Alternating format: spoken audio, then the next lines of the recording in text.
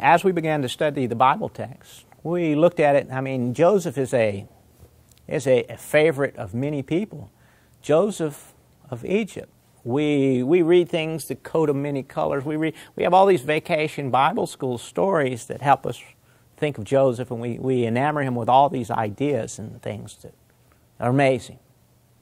The difficulty is many of our little songs we sing in vacation Bible school are created. They're secondary source material to the Bible itself. And some of the stories we remember from 12 years old may not be accurately biblically aligned. Unfortunately, many people learn these stories at 12 years old.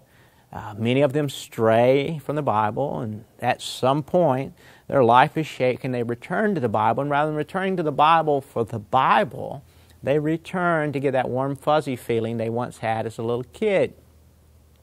But what if the story they told you as a little kid was a little off-center from the biblical story? Are you prepared to go back to the Bible and read what the Bible says? And I submit to you, it's the neatest thing, because when we did this, when we took this perspective, we found that there is a perfect biblical schematic of the man Joseph. We actually did a perfect outline of Joseph and the timeline, the bondage period, the many elements and ideas of the Bible. We've done this in releasing a whole book series on this at solomonseries.com.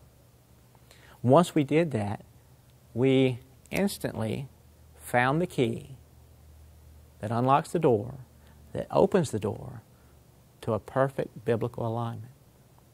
Some of you, my video producer, my buddy back there, has said that sometimes that I'm harsh on Josephus, the historian.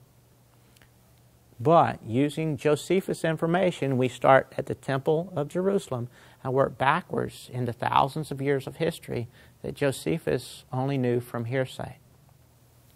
By starting at Joseph, at the beginning of the stories, and working forward, everything becomes perfectly aligned. Everything from Joseph to Moses, to the plagues, to the Exodus, to the battle of Ai for Joshua, to the book of Judges, to 1 Kings 6, to Jerusalem, to the Temple of Solomon, all the way to the tomb of King Hezekiah, which we walked into recently and was amazed that it's there for the world to see, and no one realizes who Hezekiah is. The biblical alignment studies we're doing right now are second to none. They're primary, second only to the Bible. But we only use the Bible to do it because the secondary sources have misled us over time.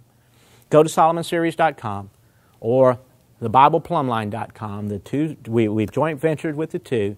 Go check it out, solomonseries.com. Check out the book series. Look for the Bible Plumb Line, and we line up the entire Bible historically, archaeologically, and we challenge archaeologists. We challenge historians. We understand what you've been taught, and we understand why you were taught that.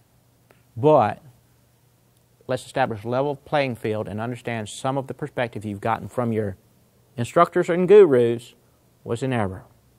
Some of what you got from conventional theology was in error. This works perfectly. Go to solomonseries.com.